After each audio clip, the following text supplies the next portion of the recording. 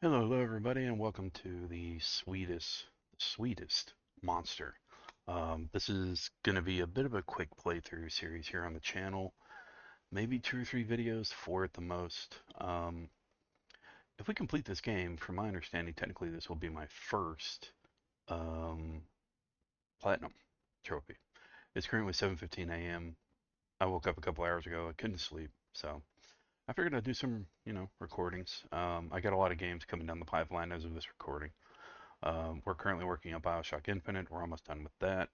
Tomb Raider coming up, Beyond Two Souls, Heavy Rain, the Uncharted series, Until Dawn, Man of Medan, Devil in Me, House of Ashes, just all kinds of stuff. These videos were lost a long time ago because of past Kenny, we'll call him, having a total fucking freak out. So, because of the whole combat thing back in 2018, 2019, I removed certain videos because of potential legal ramifications. But anyway, here we are. It gives me a chance to replay through them, add on to the channel library, and go from there. I've been making changes around the channel, sprucing things up a bit. Um, Playlists, whatnot. I even got a podcast, quote unquote, going. It's experimental. But anyway, so let's go ahead and jump into Sweetest Monster. This is a bit of a novel story, as it were, and you get to interact with a bit of a witch cat that's talking with a married man, but his marriage is kind of falling apart. His fatherhood is questionable with his daughter. Um, I've already played like through an hour part of it, and it's an interesting game. But I went ahead and reset the game, and we're going to replay through it.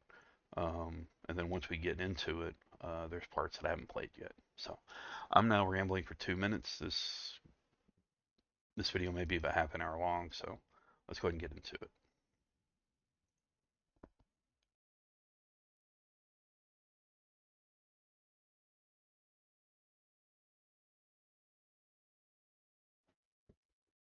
Okay, I went ahead and I've adjusted the audio, so hopefully this comes out okay, but we'll find out. Text speed. You know what? Let's go ahead and it's going to be English.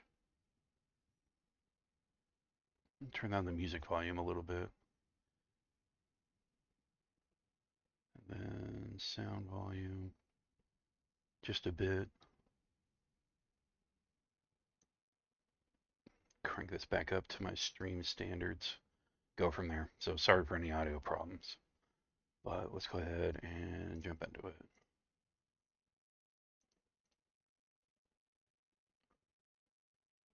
Alright, we're going to go in new game. My camera may cut off some of the text. I apologize. Let me also go ahead and turn off. I remember when Great Aunt Clarice was still alive, she had a black cat called Belle. Where'd it go? Oh, there it is. There we go. Just so we don't miss a whole lot of the game.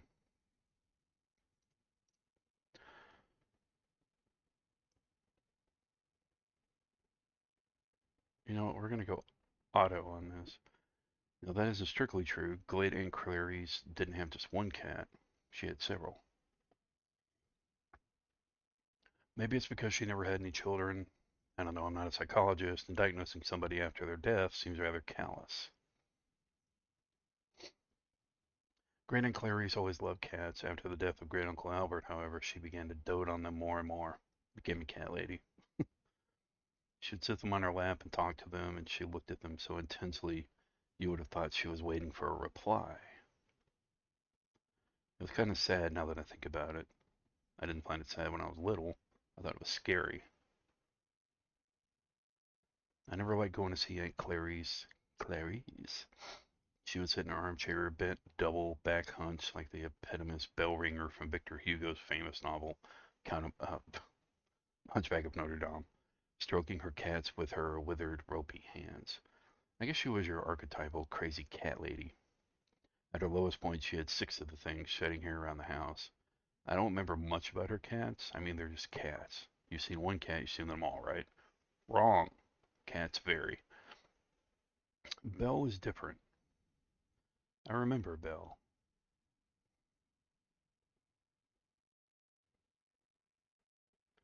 Belle was a black cat, proud and stately, her eyes greener than anything I'd seen before. She disliked people in general and would hiss and spit whenever unwanted fingers strayed near her. She hissed at me, at mother, father. She definitely hissed at Great Aunt Clarice. The why would Clarice, you know what? I was gonna say why would Clarice have her, but I mean even mean cats deserve love most of the time. When she was truly enraged, Bo would even try to scratch us.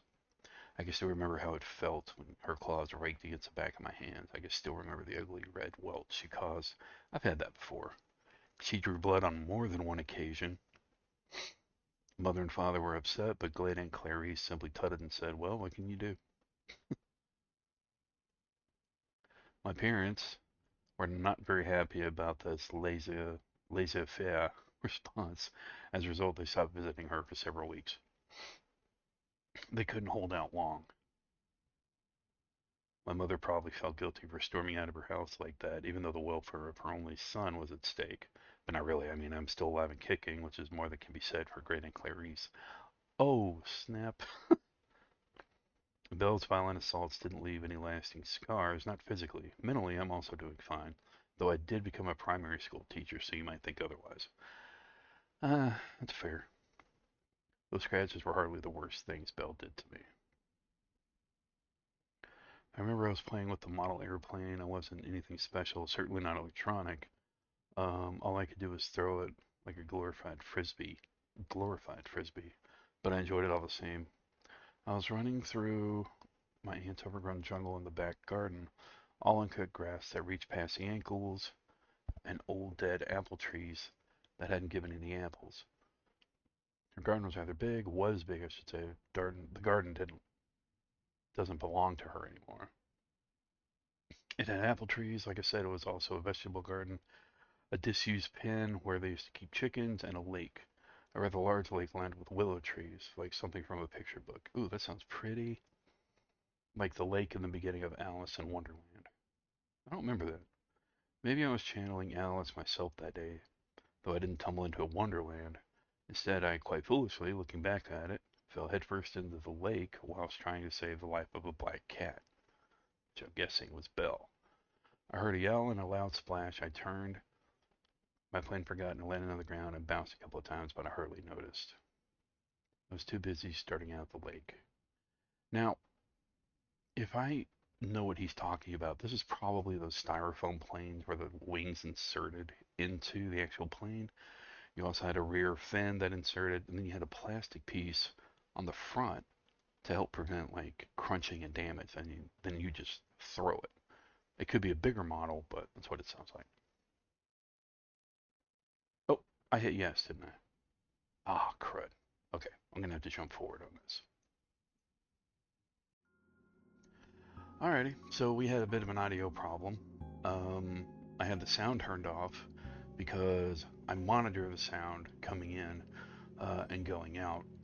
I forgot to turn output off, and yeah, so anyway, that may cause a bit of a sound jump. I apologize. We're gonna jump back into it, but I'll probably fade in to make things easier. So let's go ahead and get back to it. I've skipped to about the place where we were. So I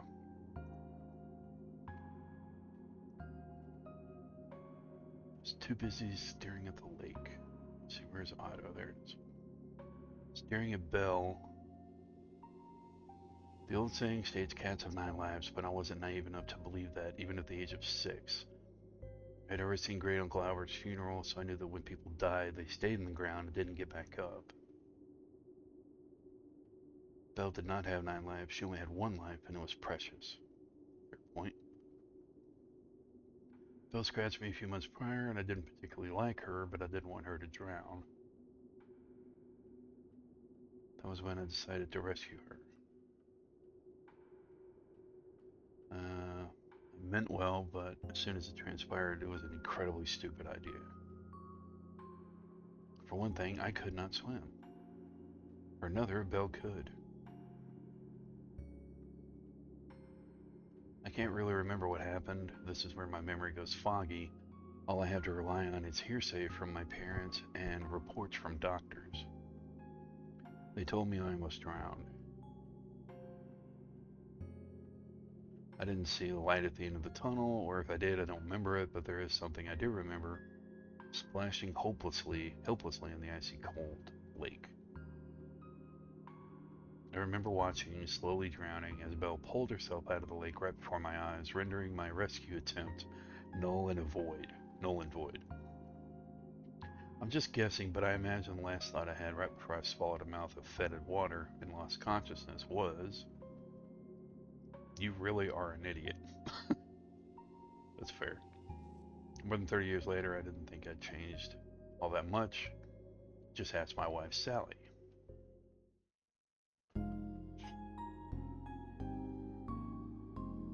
May 11th, Tuesday. This is it is a pretty sweet game. The art kind of threw me off there for a bit, but it's got its own style, so I don't blame her. I don't think I like her that much either. You know what? Let me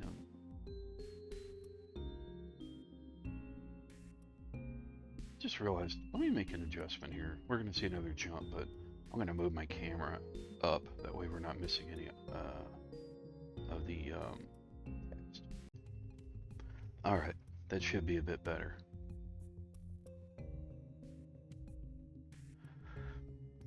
Sally seems to be laboring under the entirely misguided apprehension that I might be having an affair. Let's see my menu.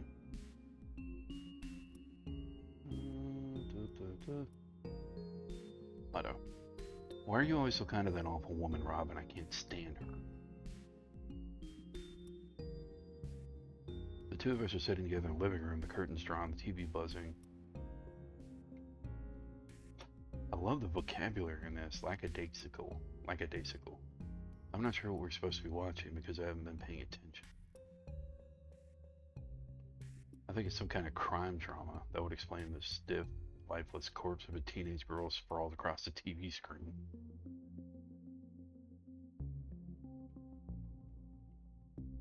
Crime dramas have a strange fixation with dead girls, particularly drowned dead girls.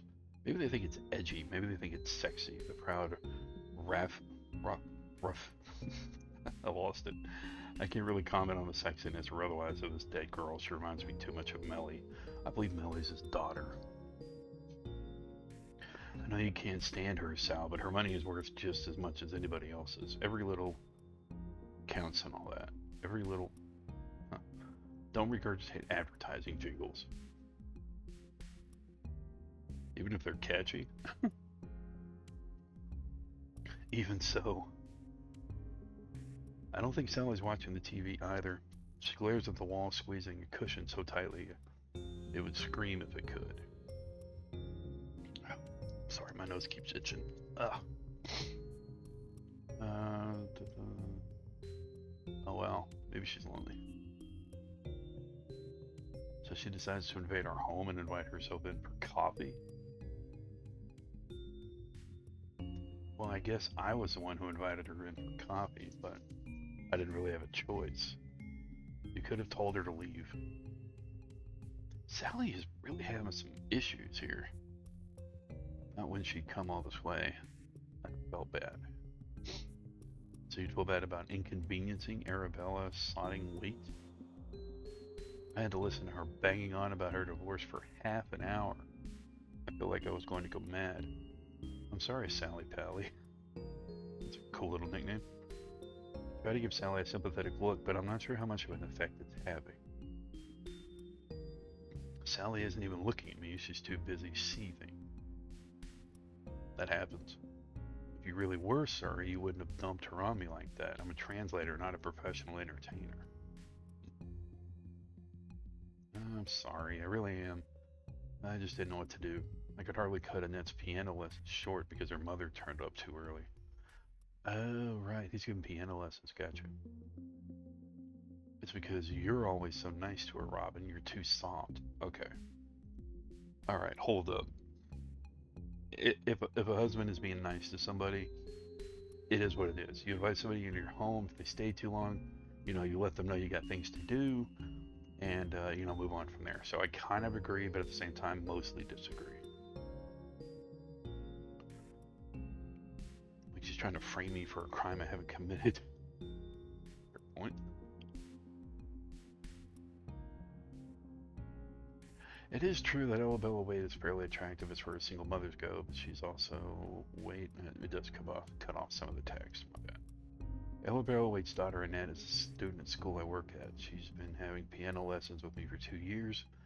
My relationship, however, is strictly one of business. I hardly ever talk to her. Well, Miss Wade tries to talk to me. I go along with it because that's more polite than ignoring her, as Sally would prefer. But I don't try to encourage conversation. Why would I? If I'm being brutally honest, I think Arabella Wade is something of a snob, and she's boring with it. I don't know why she gave her daughter such a fancy French name. Arabella Wade doesn't have a single French bone in her body. Though Arabella Wade's getting divorced, she's been in the process of getting divorced for months now. I feel sorrier for Annette than for her. I think Annette's the kind of 9-year-old girl who's been forced to grow up far, far too quickly. She's less of a daughter to a mother than a constant live-in counselor. Yeah, divorce will kind of do that, to be honest. No wonder she's always so quiet during her piano lessons. Paying customer going through a rough time. I know all about that because she told me in detail. She told me that more than I would like to know. Well, Sally sniffs. If the way she looks at you is anything to go by, I have no doubts as to why her husband packed up his bags. Damn! You're being a tad judgmental, don't you think? I'm not being judgmental, I'm just saying. She's always been far too friendly with you. Perhaps it's not like I return her feelings, whatever they might be. I just want to help Annette get a passing grade for her piano exam. She's got to trust her husband. And that's why he went out for coffee with Elabella last week, isn't it? Because you wanted to help Annette. Seriously, in moments like this, you got to trust your partner, man. I mean, especially if you've got an attractive partner, people are going to look at them. People might engage with them a certain way, but you got to trust your partner that they're going to shut it down. Now, again, they may be a little soft, they may be polite, overly polite sometimes, but again, you have to trust them, and there's not a whole lot of trust here, which obviously is saying their marriage isn't doing so good.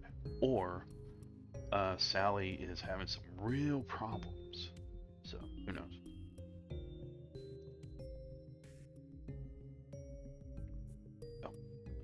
Auto, there we go.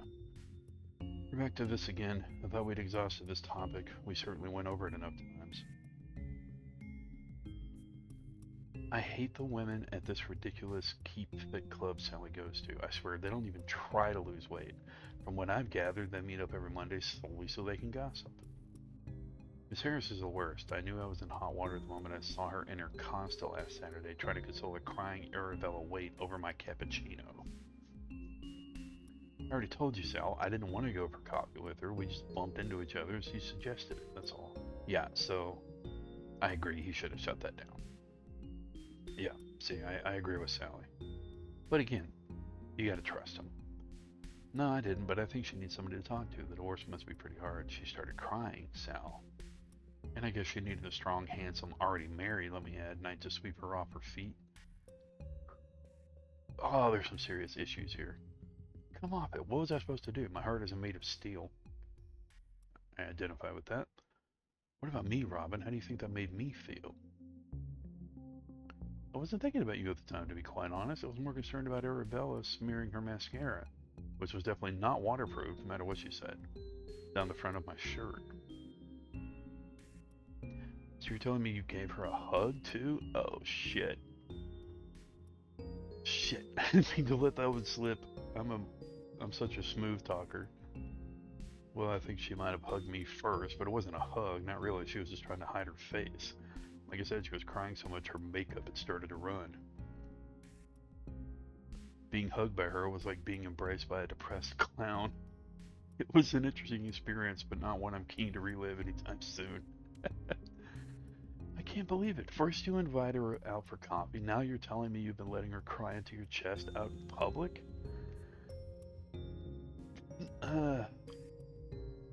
Did you need to emphasize the word out in public?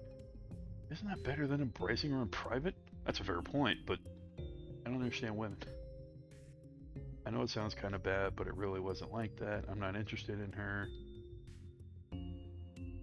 Really, I'm not even. If she does wear all those low-cut shirts. That isn't the part that upsets me the most, though. That's not the real issue here. The affection, the attention, I dread to think what that might be. I'm disappointed in you. You said you were going to go out with me and Melly last Saturday. You promised. Oh. Of course, Melly. I knew I was forgetting something. Damn. Yeah. Okay. So it's a good thing that something is only my daughter. That's brutal.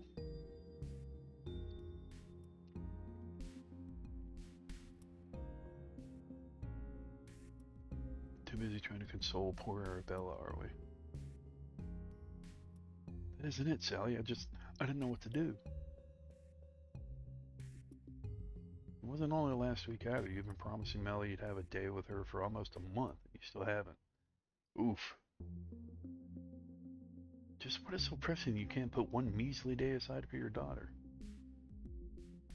I know it's shoddy behavior. I really am sorry. I've just been busy. Busy? How busy can you be? You're a music teacher in a primary school. It's hardly rocket science. It's not science at all. It's not even a proper subject. Damn, now she's hating on music? I love her and all. I kind of have to since she's my wife, but I'm tired of hearing this shit about my job day in and day out. Even Arabella bleeding weight got on my case about it last Saturday in Costa in between all her tears. Oh, I envy you, Robin, working at a primary school and doing music too. It must be so relaxing making a living out of something you're passionate about. Tolling away in an office all these years has really started to grind me down. I guess you wouldn't know anything about that, would you? He's got to deal with students day in and day out. Yeah, right, because trying to stop a class of 5-year-olds hitting each other over the heads with their recorders is so much fun. I'm living the dream here, folks. See, exactly. Music is a proper subject, and my job is a proper job. It's more proper than yours, at least I actually leave the house. Oh, bro. What did you just say? I know I've gone too far, but I can't back down now. It's already too late. In for a penny, in for a pound. I mean, maybe it needed to be said a bit. I work at home, so I kind of felt that one, but still. I can't sit on my backside all day with the TV on in the background. Doesn't mean my job is any less real than yours. Wow. Besides, music is nothing more than a hobby. It's not important, not in the grand scheme of things. Music is necessary, no matter what you say. Being able to play an instrument is an important life skill. I agree. Yeah. And that's why you stopped trying to reach Melly, isn't it? Because it's so much of an important life skill. I stopped for Melly's sake. She hated it. I just don't think the piano is for her, and I have other students to teach, so... You'll teach them, but not Melly? Not our daughter? I wonder why. I'm sure money has nothing to do with it. Nothing at all. Sally. Don't you Sally me. You're in the wrong and you know it. That's why you've gone quiet. It's because you know you've done something you should feel guilty about. Not necessarily. I'm just giving commentary here as usual, but you can also go silent because if you know that something you say may be taken out of context and used against you. So it could also be that he knows he's in the right, and he knows that there are facts that are being spoken on his part, but he doesn't want to further antagonize the situation, even though that's not really the case for what they're doing. So just some insight. I've been sort of in this situation before, and sometimes not saying anything at all is the best thing to do.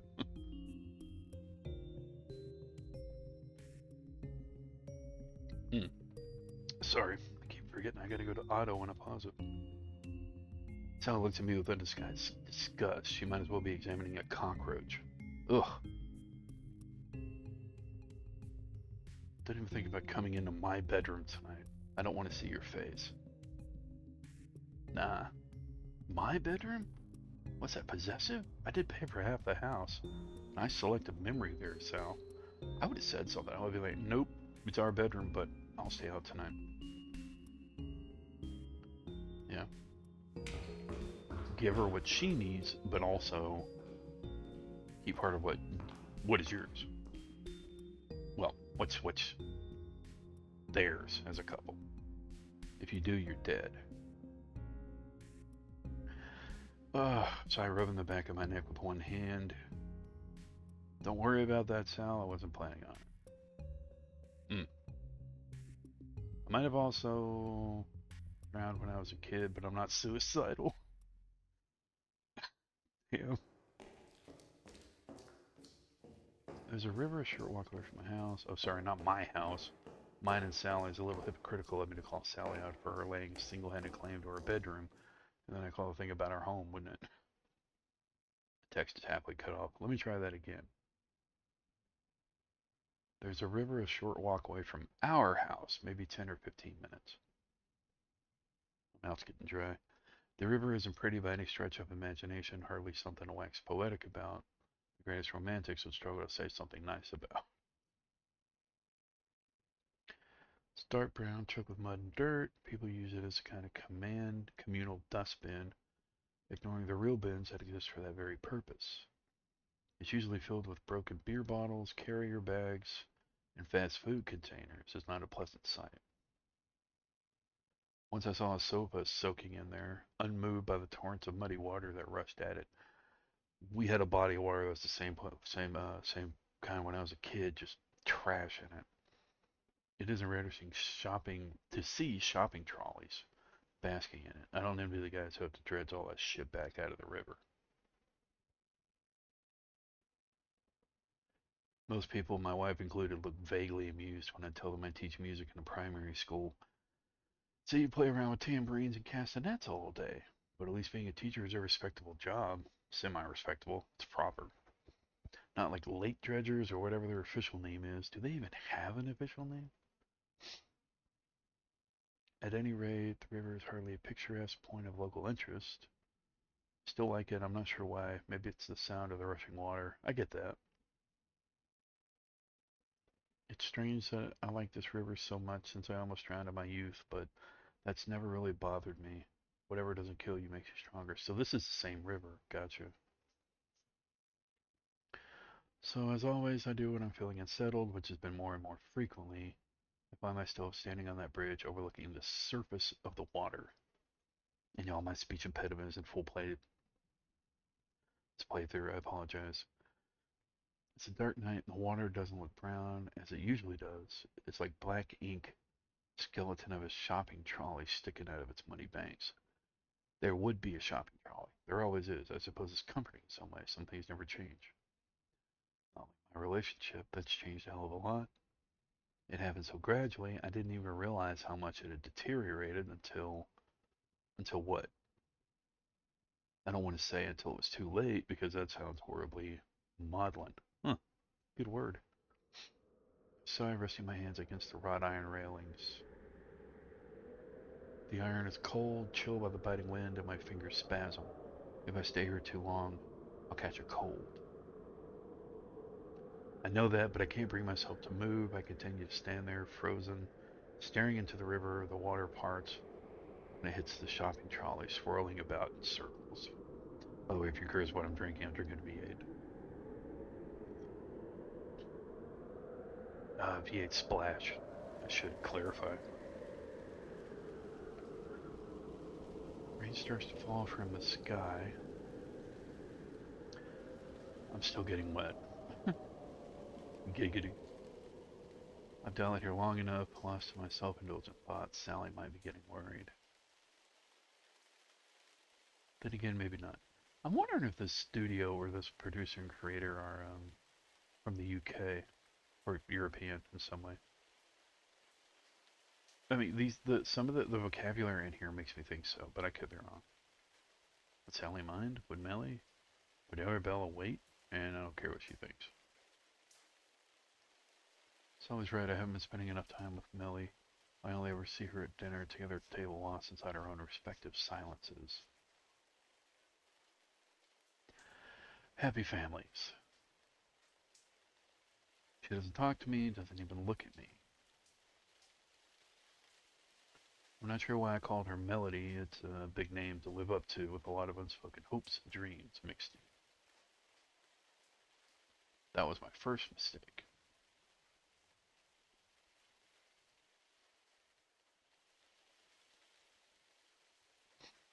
And here comes, guess who? Huh. Uh,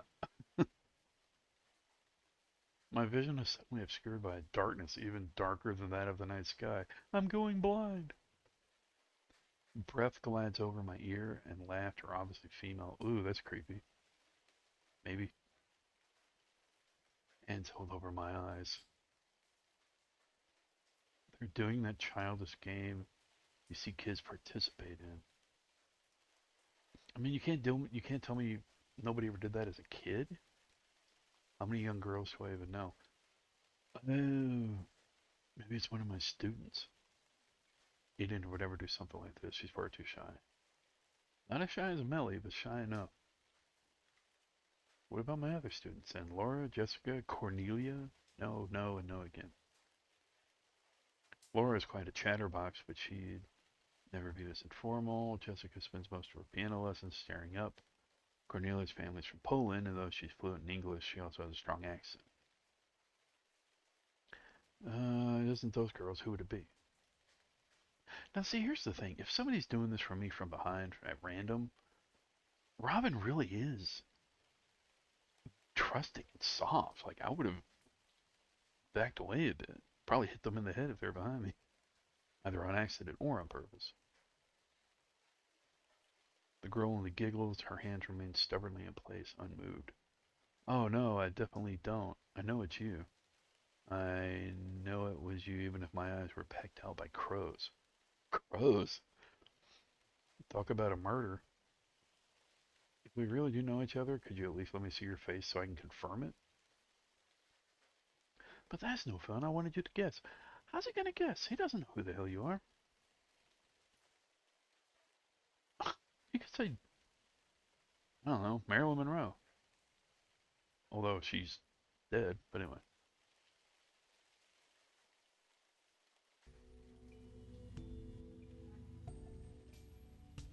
I don't know what I'm expecting. My heart is beating. Adrenaline? It isn't every day you encounter a mysterious young girl on a bridge in the dark. The situation sounds like something from a novel, which it technically is. This novel, so to speak. Although, is this kind of a novel or more of a novella?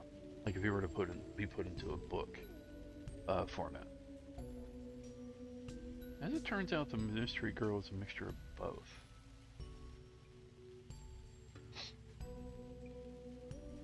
Short, far shorter than me. I could feel her breath against the base of my neck when she held her hands against my eyes. I still don't know who she is, at least I don't think I do. There's something vaguely familiar about her face, the shape of her nose, the arc of her eyebrows, but these points are nebulous, difficult to pin down with any kind of clarity. And then there's the eyes. Her hair is dark, cut into a neat bob. Her eyes are bright green, like a cat that's just caught a mouse. Would that make me the mouse? Yes, it would. A little chill go down my spine. There's something odd about this girl, but I can't quite put my finger on it. Something uncannily familiar, but disconcertingly foreign. Yeah. If I had met somebody with bright green eyes like that, flickering like halogen lamps, I think I would remember. Normal people don't have eyes like that. It's a fair point. I'm sorry, but I really don't think we met before. This must be some kind of mistake. And I already said that it isn't. I know you anywhere, Robin Hawkins. Stalker! She knows my name. How does she know my name? She doesn't answer my question. She can't. I forgot to say it out loud.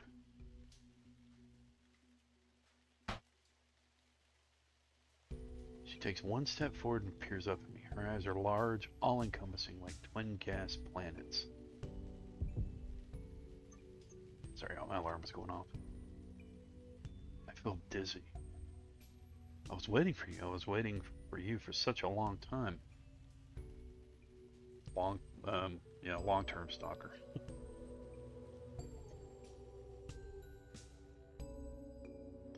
I think I'm in love with you.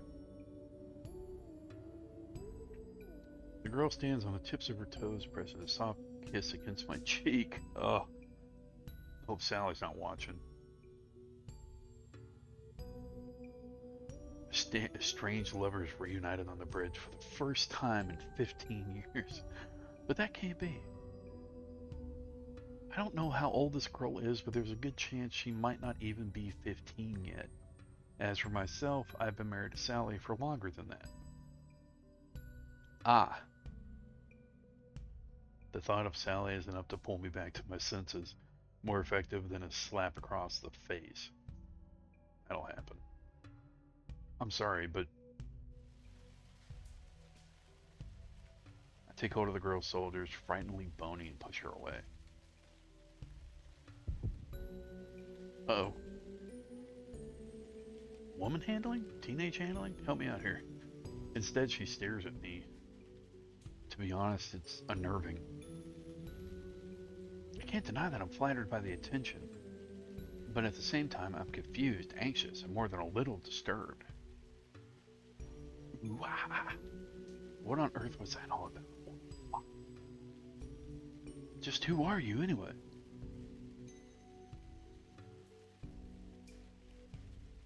I thought that might jog your memory, not that we've ever kissed before. That would have been weird. I really don't know. One of my old students? I mean, at her age? Do you usually let your students kiss you? A fair point. I'm so happy I'm the only one. I can get awfully jealous. But that didn't help me. I still don't know why. I see we're not going to get anywhere without a bit of a push.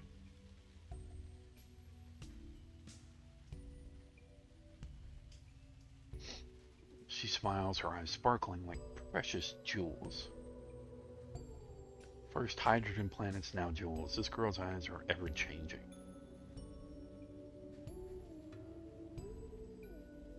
I do appreciate the art, for sure. It looks good. There's just no way. How can that be possible? But it is.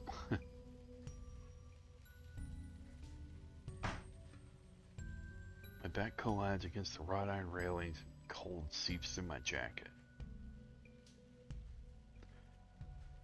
Smiling coyly as though she hasn't done something shocking. Wait, what did I miss? Oh yeah, her tail and ears. And with white fur that tremble in the cold. Aw. Cat's ears. Cat's eyes. Cat's tail.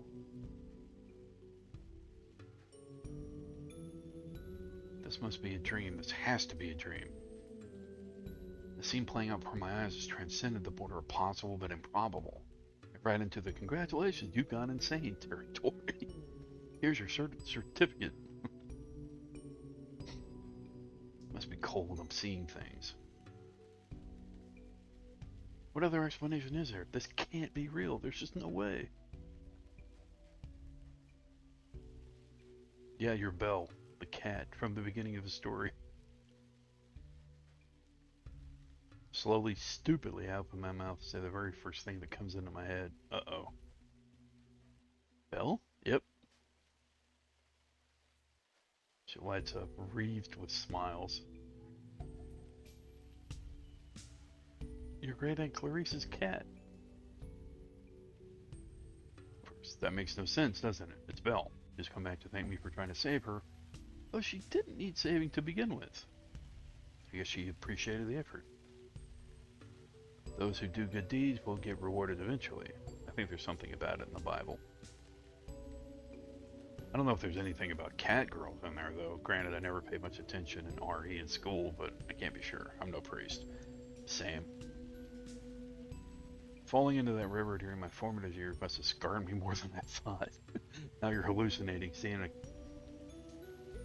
human cat. Or Belle, should I say, doesn't disappear, doesn't even flicker.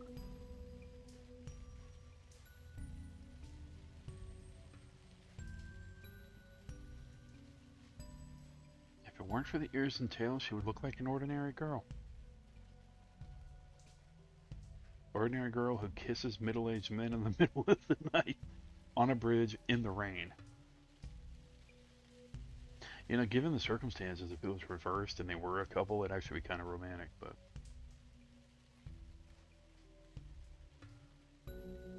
It is not this time. I'm not really a cat.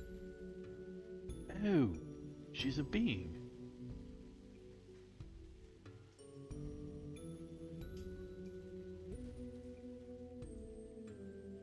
Everyone, really. Best Halloween costume I've ever seen. Thanks. Wait, what? I managed to fool all you humans, but the other cats were less convinced. They must have known on some instinctive level. That's probably why they didn't like me. Didn't want to come near me. Fair point. Plus cats can be assholes anyway. Smokey, Mitten, Snowdrop, Jasper, and Eric? Eric? My body was that of a cat, but I was more than that. I've always been more. So why did you stay a cat?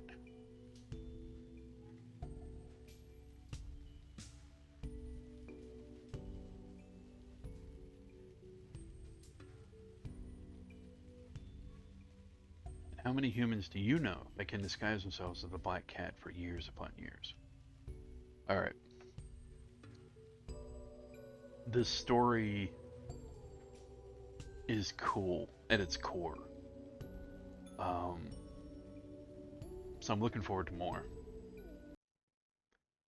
Okay, so the Sweetest monster is obviously about, given the context, a being that is a cat, but she stayed a cat at his Aunt Clarice's place, which, I don't know, there's something about that. Why would you stay a cat if the other cats didn't like you?